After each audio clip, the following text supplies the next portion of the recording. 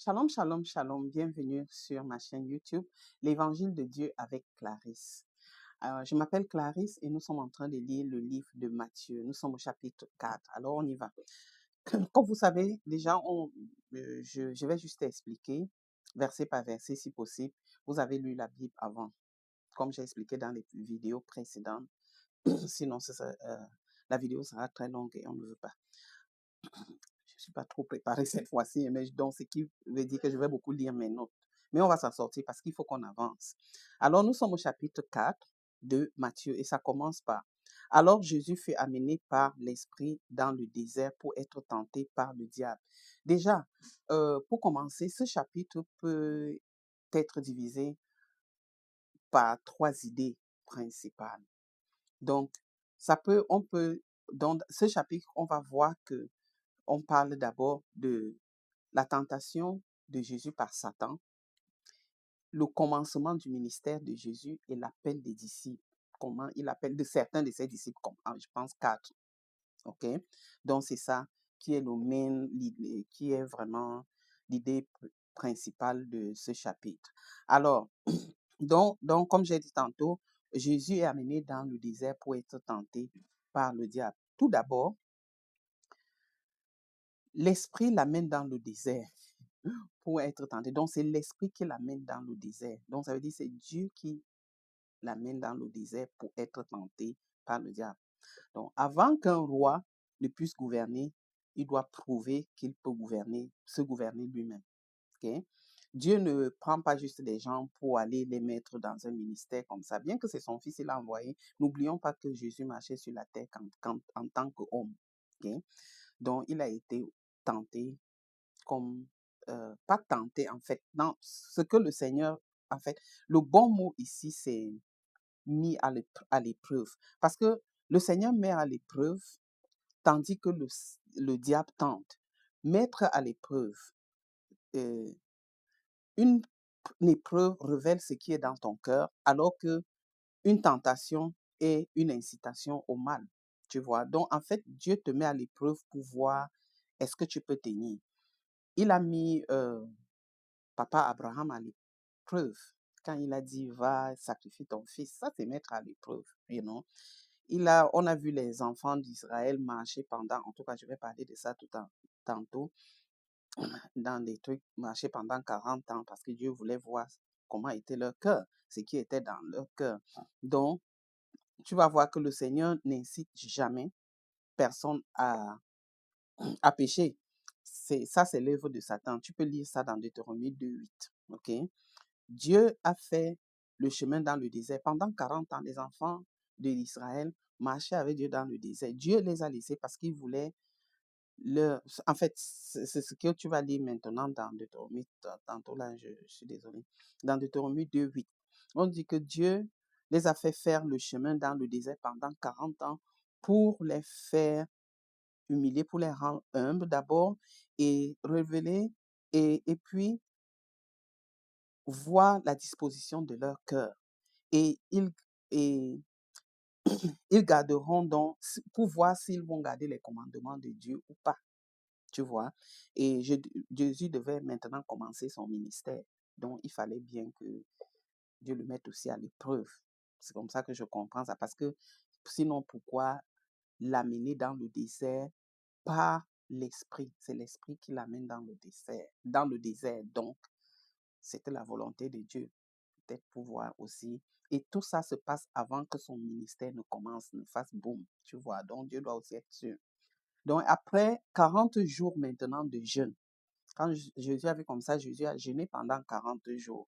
Après maintenant le jeûne, et puis déjà, expliquons c'est quoi le jeûne, parce qu'il y a tellement de définitions sur le jeûne. Tu entends les gens dire je jeûne la télé, je jeûne YouTube, je jeûne WhatsApp, tout ça. Le jeûne, vraiment, c'est s'abstenir de la nourriture pour se recentrer dans son intérieur et devenir plus sensible aux choses spirituelles. C'est ça même la définition, parce que jeûner n'est pas amener Dieu à faire ce que tu es en train de demander là. Non, les gens pensent que jeûner là, c'est aller twister la main de Dieu, flatter Dieu pour que ce qu'ils sont en train de demander se manifeste. Non, jeûner, c'est vraiment s'abstenir de, des désirs de la chair, particulièrement particulièrement la nourriture, pour se recentrer, se refocus encore dans ton intérieur et ainsi être sensible à, au monde spirituel, au domaine spirituel, aux dimensions spirituelles, j'ai écrit. Une chose que nous devons comprendre, c'est que nous sommes des êtres tripartites, c'est-à-dire nous sommes un esprit, nous avons un âme et nous vivons dans un corps. Donc, pour connecter avec Dieu correctement, c'est pas l'esprit qu'on connecte Dieu, parce que Dieu n'est pas humain, Dieu n'est pas humain. Donc, Dieu même dit dans sa parole que ceux qui vont m'adorer ou bien me worship vont m'adorer en esprit et en vérité. Donc, Dieu est spirituel, est spirit, est un est esprit, pas un esprit, parce que c'est un esprit, pas esprit parmi tant d'autres. Donc, ça veut dire que, ou encore l'homme, j'ai encore écrit ici que l'homme possède trois dimensions, la dimension physique, la dimension psychique et la dimension spirituelle. Tu vois? Donc, maintenant, qu'est-ce qui se passe lorsque tu jeûnes? OK. Quand tu jeûnes, tu affaiblis ta chair. Comme j'ai dit tantôt, pour être plus ouvert au monde spirituel, quand tu jeûnes, euh, regarde, comme nous sommes des êtres tripartites, ça veut dire que notre corps, le corps-ci que nous voyons physiquement, nous, on passe le temps à aller au fitness club, faire même les bodybuilding, faire le régime. Moi, je fais les régimes chaque fois. Tout ça pour le corps physique. Maintenant, hein, quand tu jeûnes, ça ne veut pas dire que il y a des gens qui cessent de manger, qui passent toute la journée, ils vont manger le soir, ils disent que j'ai jeûné. Ils n'ont pas lu la Bible, ils ne sont pas, ils n'ont pas prié, ils n'ont pas. Ça, c'est pas le jeûne. Ça, c'est le diète spirituel, I don't know, pour maigrir. Donc, il y a même un nom sur ça que la population de maintenant, on appelle ça intermittent, le jeûne intermittent. Je voulais dire intermittent fasting, you know. Donc, vraiment, jeûner, c'est s'abstenir de la nourriture et prendre le temps. Moi, quand je jeûne, le jour que je jeûne, je ne mange pas. Ça veut dire que tu planifies le matin, midi, soir, comme tu manges la nourriture matin, midi, soir, là. Je mange la nourriture spirituelle matin, midi, soir. Nous allons voir quelque part ici. C'est même la première chose que Jésus a dit à Satan. Parce que quand il a jeûné pendant 40 jours, après 40 jours, maintenant, Satan arrive, dit, si tu es le fils de Dieu, ordonne ces pierres à devenir pain, le pain, pour que tu manges. OK? Bon, qu'est-ce qui se passe? Déjà, et comment est-ce que Jésus a répondu? Jésus a dit, il est écrit, l'homme ne vivra pas du pain seulement, mais par chaque parole qui sort de la bouche de Dieu. Donc, tu comprends donc que la nourriture qu'on mange, le pain, quand il dit le pain seulement, c'est ton pondou, c'est ton dolé, c'est ton ta pizza, c'est la nourriture physique, c'est la nourriture, ce n'est pas la nourriture spirituelle. Mais il dit, on ne doit pas vivre de cette nourriture seulement, mais de chaque parole qui sort de la bouche de Dieu. Ça veut dire que la parole qui sort de la bouche de Dieu, c'est la nourriture. Et c'est quelle nourriture? C'est la nourriture spirituelle. Donc, tu ne t'assois. Donc, quand tu dis que maintenant, je veux connecter avec Dieu, qu'est-ce que tu fais? Tu rabaisses maintenant la chair et tu élèves l'esprit. C'est-à-dire, tu dis à la chair, non, go hunger.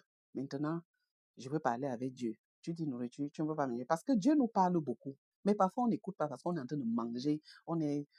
Dieu, on ne peut même pas l'entendre. Pour mieux entendre l'esprit, il faut s'abstenir de la nourriture, élever l'esprit. Élever l'esprit comment? En connectant, en lisant la parole, en restant en esprit, en louant le Seigneur, en priant, en chantant. You know?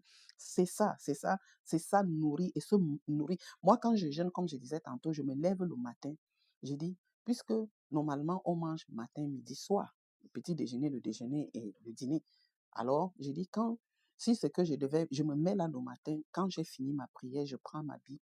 J'ai dit maintenant, Seigneur, je veux manger ma nourriture spirituelle. Pendant que je mange cette nourriture, nourris-moi jusqu'à ce que mon estomac soit plein. Et comme ça, pour pouvoir tenir aussi mon jeûne pendant la journée. Je vous jure que quand je fais ça, je lis la Bible. Je m'assois, je n'ai pas faim. à midi, je dis, OK, je veux mon repas de midi. Je prends encore ma Bible, je m'assois, je fais les mêmes prières, Seigneur. Tu as dit qu'on ne... Et j'utilise même cette prière, cette phrase que Jésus a dit. Tu as dit qu'on ne vit pas du pain seulement, mais de chaque parole qui sort de ta bouche. Alors, pendant que je suis en train de lire ta parole, remplis mon ventre, remplis mon cœur, illumine mes yeux. Je veux avoir des révélations de ta... Donc, je me nourris spirituellement. Donc, je lis, j'écoute les enseignements, je chante, je loue.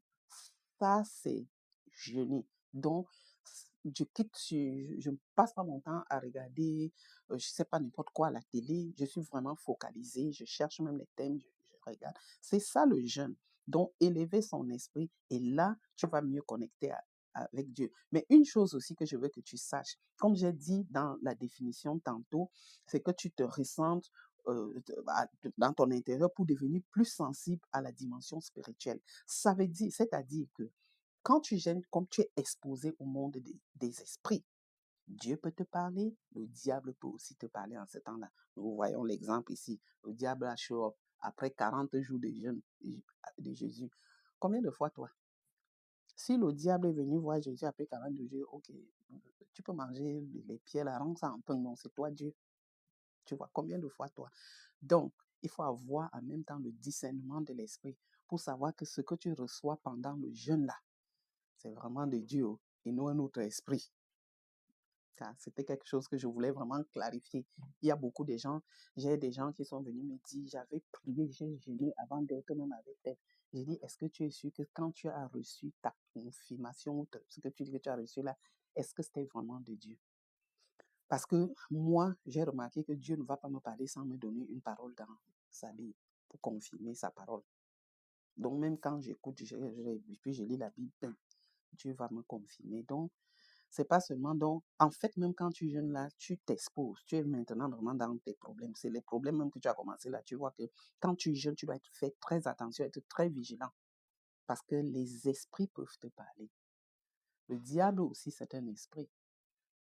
En tout cas, on va voir tantôt là quand il va avec Jésus lui montrer tous les trucs du monde. Tu crois que est-ce qu'il y a vraiment une montagne où Jésus allait rester avec lui comme ça physiquement et il a vu tout le monde entier, même de nous, même dans l'avion. Est-ce que tu peux rester dans l'avion quand tu voyages? Tu vois le monde entier, tu vois l'Asie. Donc c'était spirituel. Ils ont fait un voyage spirituel pour que Jésus voit. Il dit que tout ce qui est dans le monde. Il est allé sur une montagne, il dit tout ce qui est dans mon fait. On va arriver sur ça. Donc, c'est spirituel, maman, papa. OK. C'était ça, c'était important. Je pense que c'est quelque chose de vraiment important à comprendre parce que les gens m'ont souvent posé cette question. Oh, j'ai gêné, j'ai fait ceci. Et même comme ça, regarde ce que j'ai eu. Non. Et tu as reçu quoi? De qui?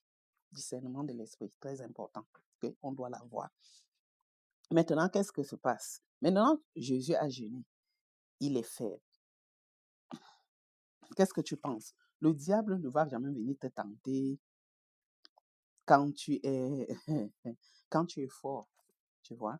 Il vient te chercher seulement quand tu es dans des moments de faiblesse. Parce que Jésus a jeûné 40 jours, même si n'importe comment tu es fait. Tu vas dire que Jésus était Dieu, mais le temps là, il marchait comme homme sur la terre, donc il me présentait les mêmes symptômes que nous, il est devenu faible. Okay? Et c'est là où le diable est venu. Donc, fais très attention. Ici, là. Et regarde ce que le diable vient lui dire. Le diable vient lui dire, si tu es l'enfant de Dieu. Allô, au chapitre 3, à la fin, au verset 17, à la fin du chapitre, Dieu est en train de dire, celui-ci est mon fils bien-aimé en qui j'ai mis toute ma confiance. Toi, tu viens maintenant dire que si tu es. Apparemment, même une autre traduction, translation de ce passage-là ne dit pas si tu es, dit que puisque tu es l'enfant de Dieu, transforme donc ce pain ces pierres en pain. Donc, ça veut dire que le diable connaît la parole de Dieu. Le diable connaît la parole de Dieu. Toi qui es l'enfant de Dieu, tu ne connais pas la parole de Dieu. Tu vois? Donc, on doit connaître la parole de Dieu. Alors, il attend après 40 jours, quand Jésus a faim, et puis il vient. C'est bon, comme j'ai dit tantôt. Donc, pour nous, enfants de Dieu, les promesses de Dieu que nous avons dans le cœur, le diable va attendre pendant nos moments de faiblesse pour venir snatch là, pour venir te tenter. Parce que quand tu es dans des moments de faiblesse, tu es vulnérable, tu vois. Même il va même utiliser les gens pour venir prendre avantage, comme on dit en anglais, take advantage of you. Tu vois. Donc, il faut faire très... Vraiment, quand on a jeûné, là, quand tu te lèves, que tu vas jeûner, tu fais quelque chose à Dieu, je veux juste dire qu'il faut être très vigilant. Parce que le diable va utiliser tous les moyens pour venir aussi contrecarrer ce que tu es en train de vouloir faire. Parce que le diable n'aime pas ce qu'on fait. Surtout quand il s'agit de la volonté de Dieu, la parole de Dieu, les promesses de Dieu. Le diable a tout fait pour empêcher ça. C'est pourquoi lui, il est là anyway. Donc, c'est exactement ce qu'il a fait à Adam et Ève, en passant, dans le jardin d'Éden. Il a tenté Adam et Ève avec les mêmes tentations qu'il a fait avec Jésus, sauf que eux, ils ont échoué. Jésus a dit, you lie. Tu vois, le diable va venir, par exemple, tu as eu une maladie, hein, il y a 2 ans, terrible, que tu sais, tu as fait tout ce qu'il fallait et puis le Seigneur t'a guéri. Après, peut-être 2 ans plus tard, tu as une maladie là que tu traînes, tu manges, le diable vient te whisper dans les oreilles, tu vois. Ce n'était pas lui qui t'avait guéri la première fois, pourquoi tu as encore l'autre ici? Et pourquoi tu ne guéris pas? Le diable, il faut être très vigilant, ok? Et puis, il dit donc Jésus lui dit ça. Le diable le transporte dans la place sur le haut du temple et lui dit, si tu es fils de Dieu, jette-toi en bas. Il donnera les ordres à ses anges, ils te porteront dans les mains. Si tu connais, parce que le Psaume 91 est assez populaire, tu vois déjà que c'est ça ici, non? Il donnera les ordres à tes anges. C'est ça qu'il est en train de dire. Même comme il laisse une partie, hein, parce que c'est vrai qu'il connaît, mais il va twist parfois des parties pour t'embrouiller. Tu dis, ah, puisque le diable connaît, non, il ne connaît pas. Je dis déjà, tu mens. Tu as sauté une partie là. Tu as sauté une partie, il te gardera dans toutes tes voies. Où est ça ici, diable? Déjà, tu mens. Donc, et que, et maintenant, quand il fait ça, il te dit, euh, l'homme ne vivra. Non, moi j'ai déjà fait ça. Je suis en train de regarder mes notes. Comme je vous ai dit tantôt, là, qu'est-ce qui se passe ici dans la première tentation? J'ai expliqué. Donc, deuxième tentation ici. euh, et puis, la première tentation, c'est la convoitise de la chair. Et puis, nous avons la convoitise de la chair, la convoitise des yeux, et puis il y a l'orgueil de l'homme.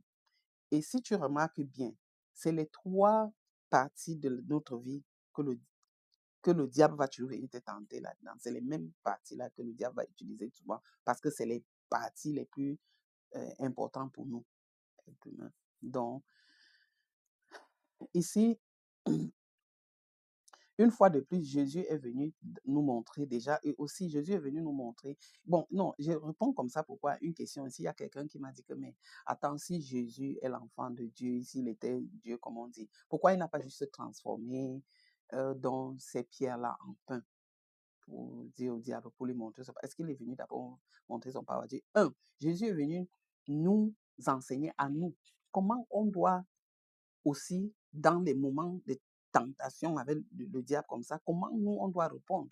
S'il venait maintenant, il commençait à faire seulement, utiliser sa diété là, son côté Dieu, puisque Jésus est Dieu et homme en même temps. S'il venait maintenant faire performer ça, toi maintenant qui marches comme humain, tu allais savoir que quand la qualité s'y arrive, t'as pas de problème arrive, tu vas faire comment? En disant, il est écrit, il est écrit, il est écrit, il nous a montré que c'est comme ça que tu dois combattre le diable.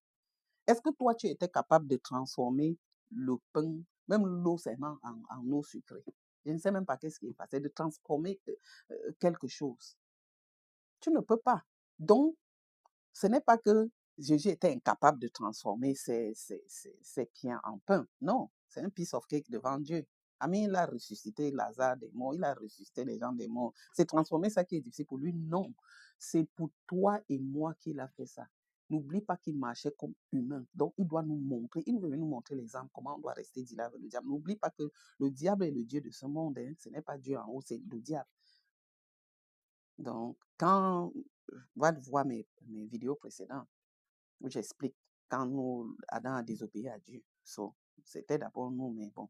Donc, une fois de plus, Jésus vient nous montrer, c'est ça que j'ai dit, comment se soumettre à la volonté de Dieu et comment faire confiance aux prévisions de Dieu, même quand la vie a l'air compliquée. N'oublie pas que Satan aime que tu te concentres sur le problème, tu te concentres sur le problème et non à la solution. OK? Donc, on doit toujours répondre comme Jésus a fait. Je refuse de regarder le problème comme si tout ce qui me reste dans la vie, c'est ce problème. OK? Jésus est en train de dire à Satan, c'est la promesse de Dieu. J'ai besoin de lui faire confiance. Je me repose en lui. OK? En fait, Jésus nous a ainsi montré, maintenant je lis un peu maintenant, comment se tenir sur la parole dans les moments difficiles en disant, en faisant confiance à Dieu, en lui laissant résoudre notre problème comme bon lui semble et à son temps. Et non que nous, on vient jusqu'à ce qu'on met euh, les deadlines à Dieu. Hey, nous-mêmes là-haut. Donc, tentation, la convoitise de la chair. Et puis, quand tu vas lire, oui, ça c'est la convoitise de la chair. Romains 13, 14 dit, mais revêtez-vous du Seigneur Jésus-Christ et soin n'ayez point soin de la chair pour satisfaire les convoitises. Donc, en fait, de ne pas lâcher, s'abandonner aux demandes de la chair. Ok? Donc, ici, au verset 3, le tentateur après Jésus, si tu es le Fils de Dieu, ordonne les pieds. Non, on a déjà fait ça. Jésus a déjà utilisé cela comme parole pour contrecarrer première tentation de ça. Mais maintenant, il utilise, maintenant au verset 6, oui. Il lui dit, si tu es le Fils de Dieu, jette-toi comme un, comme un héros. Hein. C'est moi qui ajoute comme un héros. Parce que il donnera les ordres. Ça, c'est ce qu'on a dit. Que les gens Il utilise encore la même tactique. Mais aussi la parole de Dieu. La première fois, il a dit, je te dis, fais ceci. Maintenant, il cite la parole de Dieu comme pour dire que, tu sais, je connais aussi la parole que Jésus est la parole. Il vient citer la parole à Jésus. Le diable, là, même, à la fin, on dit même souvent qu'il est sage, il est bête. Parce que comment tu viens citer la parole à celui qui est la parole? OK? Il dit qu'il est écrit, machin. Donc, mais comme j'ai dit, il omet même d'autres parties. Est-ce que Satan est si bête qu'il demande à Jésus de sauter? C'est même pour atteindre quel but? Même moi, même si je ne suis pas Jésus, moi, je ne vais pas aller sauter. La loi de la gravité va me faire ma fête. C'est comme si tout le monde, les gens disent, oh, parce qu'il y a des gens qui disent que, oh, si Dieu voulait, quand quelque chose arrive, si Dieu voulait, moi, ça ne devait pas arriver. Ça ne devait pas arriver. C'est toujours Dieu qui a créé la loi de la gravité. Va te mettre au 20e étage d'un immeuble, tu sautes.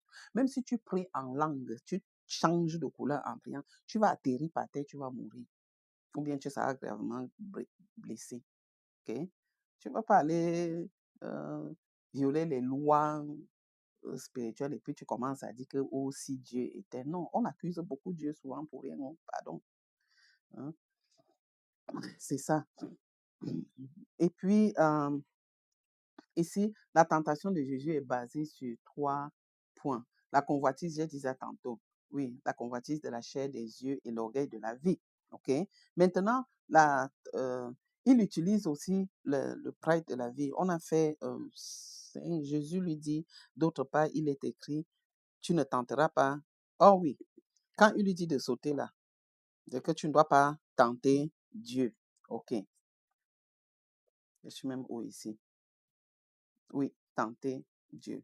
OK, c'est lui-même qui a créé tentation. Il utilise l'orgueil de la vie ou bien la fierté de la vie pour tenter Jésus. C'est si beaucoup de personnes tombent là-dedans.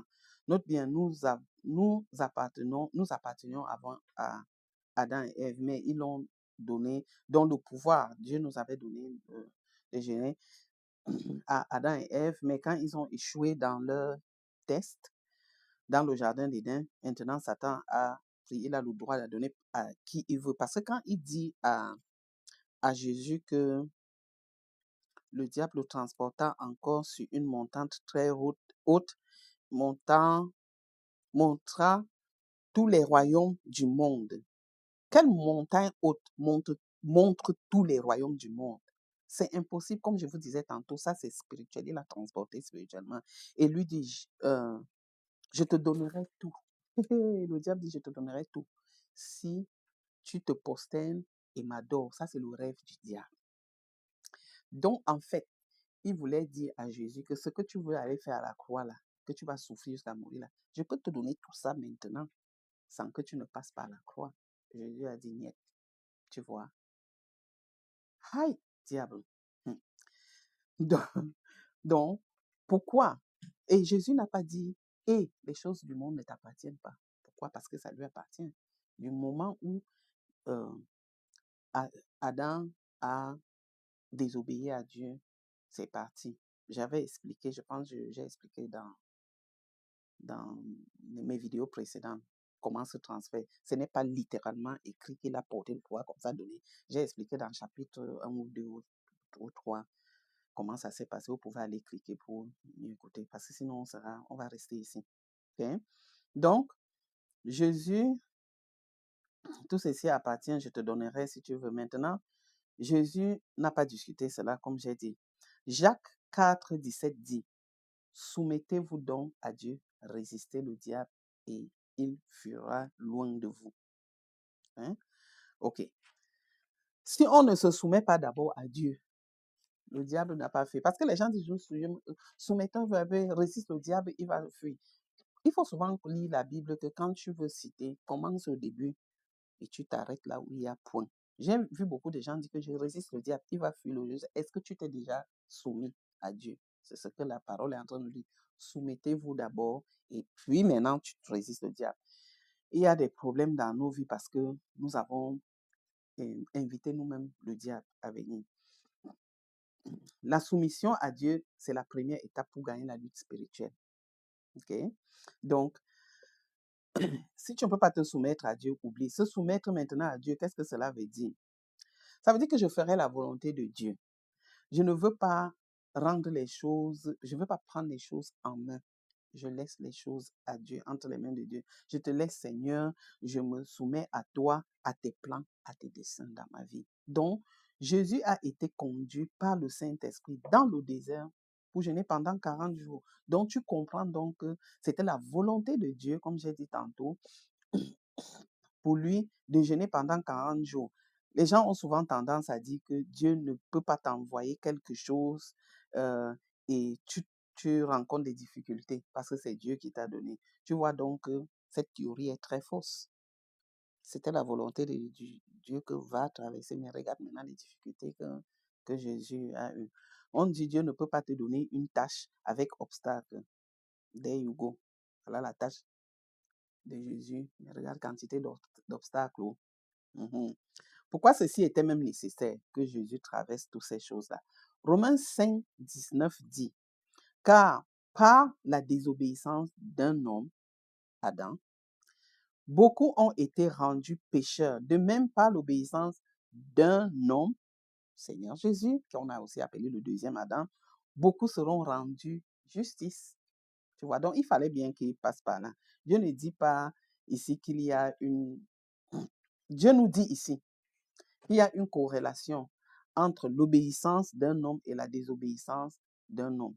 Cela démontre la disponibilité et la capacité de Dieu pour venir être le représentant que nous voulions qu'Adam le soit depuis le début, mais il a raté. Nous avons tous récolté son échec, n'est-ce pas? Maintenant, Adam était venu pour être notre représentant. Comme il a échoué, le deuxième Adam est notre représentant et il nous a apporté quoi? La victoire. Okay? Maintenant, verset 12 à 17, Jean est arrêté. Donc, c'était un peu ça. C'est vraiment bien. J'espère qu'on a beaucoup appris là. Et maintenant, du verset 12 jusqu'à 17, je vais juste lire ce que j'ai noté. Jean est arrêté. Oui, au verset 12, on arrête Jean et Jésus là a appris la nouvelle et s'est retiré à Capernaum. Okay? Jésus a donc commencé à prêcher les mêmes messages parce que tu vois bien, il commence par répentez-vous car le royaume des cieux est proche. Qu'est-ce que Jean avait dit quand il baptisait les gens là-bas? C'était les mêmes choses qu'il avait dit. Repentez-vous car le royaume de Dieu est proche. Donc, c'est comme si Jésus a continué, il a compris que ok, Jean c'est parti, c'est fini, on l'a pris là-bas, on va le tuer. Et il a dit, je continue avec le message. Donc, maintenant, à partir du verset, donc, et il prêche, n'est-ce pas? Je ne sais pas, est-ce qu'il y a quelque chose de spécial ici? Et que Nazareth, Capernaum, j'ai dit, la terre des hommes, plat, plat, répondez-vous. Dès lors, je me dis, ah, ok, c'est ça. 18, il appelle ses disciples. Les disciples obéissent immédiatement. Ça m'a, j'ai dit, waouh, ah non. Parce que, imagine-toi, on n'a jamais entendu, on voit, mais on savait quand même, il y avait la prophétie qui disait qu'il y aura, mais quand il vient, il les appelle là. Par exemple, je crois que c'était Philippe et Andrew, hein, qui, Philippe et Andrew. En tout cas, il y a deux frères là, les fils de Zébédée. Je crois que c'est Philippe et Andrew. Ah, non, Andrew et Pierre, c'était des frères. Philippe et l'un de ses frères, deux. Ils étaient en train de pécher avec leur père, avec leur papa. Jésus les a appelés, ils ont suivi immédiatement. Même le papa a dit, laissez les choses, partez, partez. Powerful. Comment le père savait que c'est le real thing, comme on dit souvent. Ok, la dernière session du ministère de Jésus qui commence, il attire bon nombre de personnes. Il enseignait et prêchait la bonne nouvelle. Remarque que les gens guérissaient juste en restant sous la parole de Dieu. Ça aussi, c'est quelque chose que je vais expliquer. Pourquoi? Pourquoi est-ce que quand il prêchait, les gens guérissaient? Ok, ok, je vais d'abord expliquer quelque chose. Il est en train de prêcher, les gens guérissent. Ce que je connais, ce que j'ai appris euh, dans mes études bibliques avant, c'est que la grâce de Dieu est toujours available, est toujours là, est toujours disponible. La grâce de Dieu est toujours disponible. Même maintenant, la grâce de Dieu est là. Maintenant, la partie qui chancelle, c'est notre foi. Du moment, si tu peux connecter ta foi avec la grâce qui est là, les miracles commencent. C'est la foi là qui est notre problème. Et la Bible nous dit quoi? La foi vient en écoutant quoi? La parole de Dieu. Donc, si ta foi, bon, c'est pourquoi tu vas voir même dans les crucés, partout là, les gens, les gens sont en train de guérir. Parce que la grâce de Dieu est là, available, est là constamment. C'est là, c'est constant. C'est nous qui sommes les variantes. Right? C'est nous qui chancelons, qui aujourd'hui la foi est en haut, la foi est en bas. Mais la grâce de Dieu est constante. Voilà. Donc, ça fait que tu vois pourquoi il prêchait, les gens guérissaient. Parce que la foi, on ne prie pas pour avoir la foi. Tu peux prier, oh Dieu, donne-moi la foi, parce que tu changes de couleur, tu n'auras pas la foi là. La Bible est claire là-dessus. La foi vient en écoutant quoi? La parole de Dieu. Donc, écoute jusqu'à ça te saoule. La foi va venir. Vraiment, il faut remarquer que quand tu lis la Bible, tu pars, tu pries, tu utilises ces paroles, tu pries avec ces paroles, tu es même sûr. Ah, non, moi, je sais que ma réponse est tombée. Pourquoi? Parce que tu t'appuies sur la parole, ta foi monte, tu as tellement écouté, lu, même si tu ne peux même pas lire, mais il y a les Bibles audio. Écoute, ta foi va booster, ça va booster ta foi. Et tu regardes les enseignements, tu écoutes les enseignements, tu écoutes les explications, tu vas voir ta foi va monter.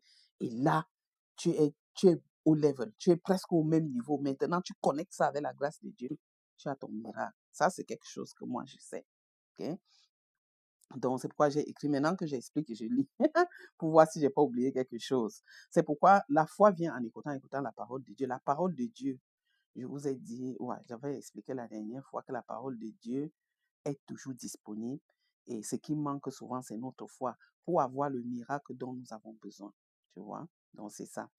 Au verset 24, on parle du démoniaque.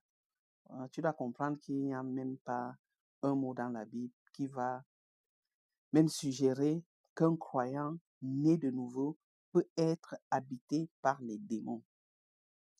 Nous pouvons être opprimés. Donc, toi qui es né de nouveau, qui a donné ta vie à Jésus, qui a dit que ah, Seigneur, je t'accepte comme mon sauveur personnel, tu ne peux pas être possédé. Pourquoi? Parce que le Saint-Esprit vit maintenant en toi. comment est-ce que les ténèbres et la lumière peuvent vivre ensemble? Non. Quand la Bible dit même, quand la lumière a brillé, les ténèbres a give way. Ça disparaît, les ténèbres doivent quitter. Donc là où il y a la lumière, les ténèbres ne peuvent pas. Attendez, quand Dieu créait le monde, il vient, il regarde, tout était noir. Il dit que la lumière soit, la lumière fut. Quand la lumière est sortie, le noir a disparu, non? Donc, quand tu dis que j'accepte le Seigneur Jésus comme mon sauveur, le Saint-Esprit de Dieu vient habiter dans toi. Therefore, le ténèbre ne peut pas venir vivre. Il peut t'opprimer, il peut t'oppresser, il peut t'attaquer. Mais vivre dans toi, te posséder, être dans toi, non, c'est que peut-être tu n'étais vraiment pas né de nouveau. Le diable peut te harceler, oui. Donc, n'attends pas à voir les mêmes manifestations comme les gens qui, dans les prières, sont en train de manifester, être se délivrer. Bon, par exemple, j'écoute souvent beaucoup de personnes en train de prêcher, les gens manifestent, les gens vomissent, d'autres, ils sont en train de, c'est leur délivrance, car ils étaient possédés. Il y avait quelque chose dans eux. Toi, tu pries chaque jour. Tu dis même que, hey, depuis là que je me connecte aussi, je prie, je ne vois pas de manifestation. Non, tout le monde ne va pas avoir la manifestation. Il y a ceux qui vont guérir comme ça parce que leur foi est montée, ils ont connecté avec la grâce de Dieu pendant que l'homme de Dieu est en train de prier et puis ils guérissent. Oui, mais moi, je pense que ceux qui manifestent sont en train de vivre aussi leur délivrance de, de la possession démoniaque qui était dans eux. C'est ce que je pense. OK? Uhum. Mais nous, comme j'ai dit tantôt, nous allons être attaqués, les esprits démoniaques. Nous allons répondre maintenant. Comment on va répondre? Par le pouvoir du Saint-Esprit et selon la parole de Dieu. Nous l'avons vu dans Éphésiens. J'ai un groupe où je fais déjà ces enseignements bibliques avant de commencer maintenant YouTube. C'est pourquoi j'avais écrit ça. Quand on avait lu le livre d'Éphésiens, et si vous allez lire Éphésiens 6, versets 10 à 13. Il nous parle des forces extérieures. Il ne parle pas de chasser les forces internes. Non, quelqu'un possédé a besoin d'être délivré. C'est pourquoi James écrit dans 4:7, il est écrit que, il est écrit pour nous les croyants, quelqu'un déjà possédé ne peut pas résister. Ne peut pas résister car le démon est déjà dans lui. OK? Si tu es déjà possédé, ça fait du sens. Ça, c'est dans, tu vois, c'est dans, donc pour ce que je viens de te dire là, voilà ça. Dans James, j'ai dit James, pardon, j'ai mis en anglais. Jacques, dans Jacques chapitre 4, verset 7. OK? Donc, ici, c'est que quand le diable vient t'agresser, tu le résistes et il fuit. Tu lui dis non au nom de Jésus-Christ et par le pouvoir qui m'a été donné à travers le nom de Jésus, je te chasse. OK? Tu n'as aucun droit sur moi au nom de Jésus-Christ. Tu lui dis ça. 1 Jean 5, verset 19 dit, nous savons que nous sommes les enfants de Dieu et que le monde est sous la puissance du malin. Toi, donc quand nous on vit là dans le monde, nous sommes les enfants de Dieu, mais les gens autour de nous qui n'ont pas accepté, qui sont des païens, hein, la plupart, la Bible nous dit que le monde est sous la puissance du malin. Le malin, c'est qui? C'est le diable. Donc ici, je voulais que tu vois que Jean est en train de comparer les enfants de Dieu à ceux du monde. Tu vois? Donc, les non-croyants, en fait. Donc, tu peux aller lire 1 Corinthiens 6, 18. Mon corps, là, tu vas entendre, le corps est le temple du Saint-Esprit. 2 Corinthiens 3, 17, Spirit of God, là où il y a l'Esprit de Dieu, there is freedom, il y a la liberté. 2 Corinthiens 5, 17, if you are in Christ, si tu es en Christ, tu es nouvelle créature, voici, les choses anciennes sont passées, toutes choses sont devenues nouvelles. Ben, c'était, je pense que c'était tout pour le chapitre 4. Je pense que j'ai touché tous les points qu'il fallait. Et l'appelant Jésus parcouru. C'est tout. Oh, merci beaucoup de m'avoir écouté. Déjà, une chose, comme j'ai dit tantôt, Le diable ne peut posséder que ceux qui n'ont pas encore accepté le Seigneur Jésus comme leur sauveur personnel. Alors, je t'invite, mon frère, je t'invite, ma sœur, d'accepter le Seigneur Jésus aujourd'hui comme ton sauveur personnel. Ce n'est pas la magie, ce n'est pas quelque chose que...